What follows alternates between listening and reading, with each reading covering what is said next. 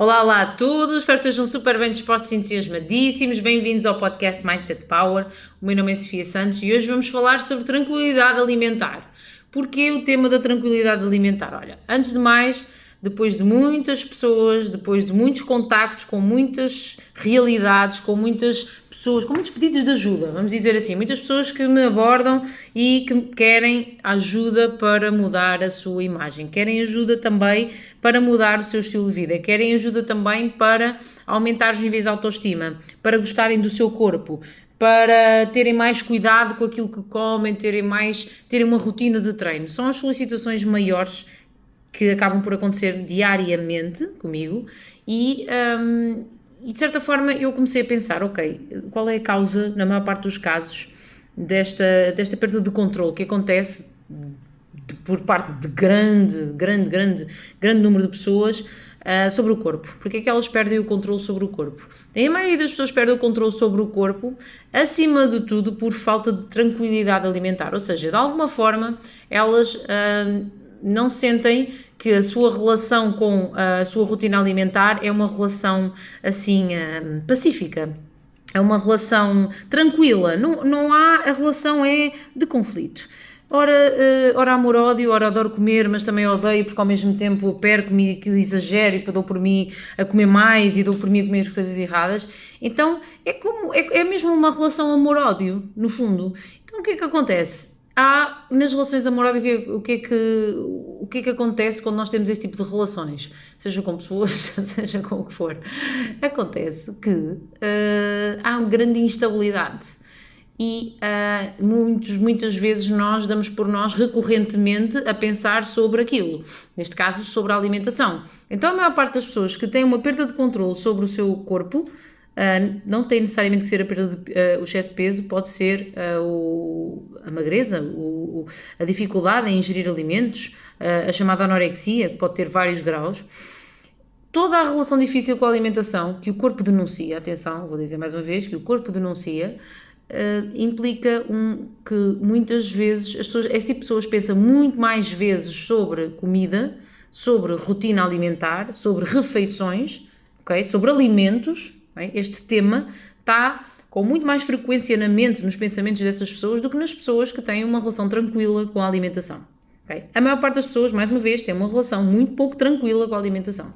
Então eu vou passar-te aqui 3 passos, 3 pontos, 3 orientações, digamos assim, que para mim, Sofia Santos, são aquilo que te pode levar a conquistar esta tranquilidade alimentar, ok? Porque ela é mandatória se tu quiseres ter um resultado físico, se tu quiseres controlar o teu resultado, se tu quiseres controlar o teu corpo, porque ele está absolutamente nas tuas mãos. Aliás, não está nas tuas mãos, está na tua cabeça controlar esse resultado. E tem a ver com... Vou passar para o primeiro passo, ok? Antes de mais, é importante que tu percebas e ganhes consciência e fiques consciente cada vez que o tema alimentação vem ao teu pensamento. Cada vez que tu pensas sobre comida, cada vez que tu pensas sobre o que é que vai ser o jantar, cada vez que tu pensas sobre devia ou não devia, porque os pensamentos podem ser vários, não tem que ser necessariamente negativo. A questão é quanto do teu tempo está a ser ocupado nos teus pensamentos pelo tema da alimentação, pelo tema das refeições, pelo conflito come-não come, pela decisão. Porque muitas das vezes nós nem pensamos, que refeição vou fazer, mas temos muito do nosso tempo a pensar, posso, não posso. Será que vou comer aquilo? Não, vou-me controlar mais 1 hora e daqui a 2 horas perco o controle e como este um dia o outro. Porque isto são pensamentos reais de pessoas reais, ok? O conflito e depois chegar a um ponto, eu queria comer aquilo, mas controlei-me ontem, chateei-me com aquela minha amiga, ou tive uma discussão lá em casa, pronto, é agora vou comer isto tudo. Isto é a realidade, ok? E porquê é que é um escape para algumas pessoas este tipo de pensamento? Já falei aqui em outros episódios, tem a ver especialmente com ter um gatilho emocional que leva a que nós ataquemos uma fonte de prazer imediato, né? E tem a ver com este impulso. Isto no fundo é um impulso e nós cedemos a esse impulso. E é de fora emocional porque há aqui mesmo uma funcionalidade em nós que está muito próxima, relacionada com a alimentação e relacionada com outros níveis, com outras áreas de satisfação. Então, nós misturamos os temas aqui no nosso cérebro. Nós, no fundo, queremos aliviar aquele sofrimento, queremos ter um prazer, queremos ter um bálsamo para tentar aqui, dar-nos aqui alguma qualidade de vida naquele momento, porque nós achamos que estamos num sofrimento atroz, ok? E então a comida é o mais fácil, é o mais rápido. Na base é isto que acontece, assim simplificando, ok? E se nós tivermos consciência dos momentos em que pensamos e dissermos, ok, estou a pensar outra vez em comida, passado uma hora vou pensar no lanche, ok, estou eu a pensar, e se nós conseguirmos perceber, ganhando consciência de o que é que está a acontecer a cada momento que nós pensamos em comida, será tédio? Pá, isto é uma grande hipótese, ok, eu já comi por tédio. Será porque comi mal a última refeição e então vem aquilo? O que é que te leva a ter o pensamento recorrente sobre a alimentação? Porque é que tu estás sempre a pensar em comida? O que é que te leva a isso? Porque é importante percebermos quais são as emoções, ok? Quais são as emoções que fazem com que tu penses em comida? Qual é o teu estado emocional, no fundo? Como é que tu estás quando pensas em comida? Eu, se estiver em tédio, naturalmente vou pensar em comida. Mas isso sou eu. Tu, se calhar, se estiveres com raiva, vais pensar em comida. Mas é importante que tu saibas listar isto, que tu saibas apontar, dizer, olha, é quando estou assim, é quando estou assim, é quando não estou, porque o momento em que tu ganhas consciência, consegues resolver grande parte do problema. E provavelmente até consegues controlar alguns dos momentos de impulso, ok? Isto é a primeira parte e é o primeiro passo. Então faz já este trabalho de ganho de consciência, de perceber quais são as emoções que estão a acontecer em ti, em que tu pensas em comida, ok? E aí já vai dar indicação do que é que tu se calhar tens que resolver na tua vida, porque eu sentia tédio e eu resolvi o tédio da minha vida e acabei por também conseguir resolver a relação com a alimentação, ok? Pronto, ponto número 1, check, segue. Ponto número 2, isto é um impulso, como eu dizia. E como todo o impulso, tu tens duas hipóteses. Ou tu te deixas levar para o impulso e cedes, ou tu não te deixas de levar e paras. Para. É muito importante conseguir parar. Para. Pausa. Não faças nada. Sabes o quê? Não mexes. Pronto. É mesmo isso que é para fazer a determinada altura. É preciso, muitas das vezes, não fazer nada. Nem para a direita, nem para a esquerda. Porque é para não estragar. Ok? E quando nós estamos movidos por emoções muito fortes, e emoções muito fortes também podem ser o tal tédio, ou pode ser a frustração, ou pode ser a raiva, ou pode ser o que for, ou a tristeza, a melancolia, ok? Então para. É preferível não fazer nada do que fazer uma coisa errada, tá?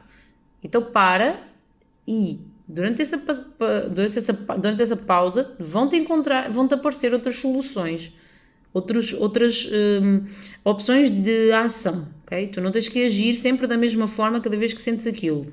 Então tu podes, imagina, estou triste, em vez de comer podes ir correr, até rima, não é?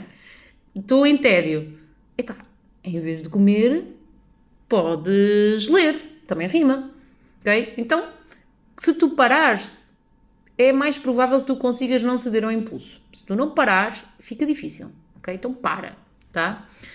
Ponto número 3, e este também é muito, muito, muito importante, porque a maior parte das pessoas não tem tranquilidade alimentar porque não tem um plano para seguir. E quando nós não temos um plano, nós não temos o que seguir. Então, quando nós não temos o que seguir, nós pensamos assim, ok, não há um plano, portanto, nem está errado eu comer agora. Embora nós, no fundo, saibamos que aquilo está errado, porque já comemos há uma hora atrás. Mas como não há um plano, o que é que acontece? Se eu comer agora também não faz mal. Porque, se calhar depois nem vou jantar. Estão a ver aqui a importância do plano. Então, eu trabalho muito com planos e é muito importante nós seguirmos um plano. E não tem problema ajustar esse plano. E não tem problema não cumprir um dia porque aconteceu isto ou aquilo. Não é por aí. A questão é tu teres regra. Nós precisamos de orientação, de regra. De um plano para seguir. Okay? Tudo. Em tudo. Sempre em tudo. O que não se consegue medir não se consegue, não se consegue controlar, não se consegue ajustar, não se consegue melhorar. Pronto. E ter um plano é absolutamente obrigatório, ok? Um plano alimentar numa pessoa com... claro que tem que ser um plano ajustado àquela pessoa, não pode ser um plano chamado chapa 5. Tem que ser um plano ajustado aos gostos, com a quantidade de refeições que aquela pessoa precisa, com os alimentos que ela precisa que estejam lá. E se ela tiver um plano, ela vai desligar da ideia de comer, ela não vai ter que pensar se tem que comer ou não tem que comer. Põe um lembrete do telemóvel, está na hora de comer, porque é a refeição seguinte, ok? Podes funcionar por lembretes e está na hora de comer, ok, bora lá, está na hora de comer, porque assim tu não tens sequer que pensar. A maior parte das pessoas passa uma série de tempo a pensar sobre as coisas que têm para fazer porque simplesmente não utiliza lembretes, ou não utiliza agenda, ou não utiliza estas estratégias. Isto existe para nós não termos de estar o tempo todo a pensar sobre uma coisa que temos que fazer às 6 da tarde, então acordas às 8 da manhã e passas o dia todo a pensar naquilo, não há necessidade disso. Sabes que às 6 da tarde tem aquilo, vais ter um lembrete para aquilo. Com a alimentação funciona da mesma forma. Para de pensar o tempo todo naquilo, mas tu só vais conseguir deixar de pensar se souberes qual é o plano que é para seguir. Faz sentido para ti, faz sentido para vocês. E estes são os 3 passos para mim, se conseguirmos aplicar isto certinho, fazer o trabalho, do dia para a noite, é uma coisa que se trabalha, é uma mudança de mentalidade também, é uma mudança de padrão de comportamento que vem da mudança, de uma mudança de mentalidade, mas ajustando aqui os pensamentos e analisando as emoções. Se nós não fizermos esta análise, fica muito difícil que o nosso padrão de comportamento se altere. Fica mesmo só uma fatalidade, só uma coisa que nos obrigue mesmo a mudar o comportamento, e nós não queremos que seja dessa forma, nós queremos que seja uma mudança preventiva, uma mudança de uma pessoa que quer antever e quer prevenir e quer controlar a sua saúde também, porque isto não tem só a ver com a estética, com o resultado do corpo, aquele resultado visível, tem a ver com aquilo que também ninguém vê, porque esta intranquilidade, este stress alimentar causa um stress físico, e um stress físico nós sabemos que não traz benefícios para nada, nem para ninguém.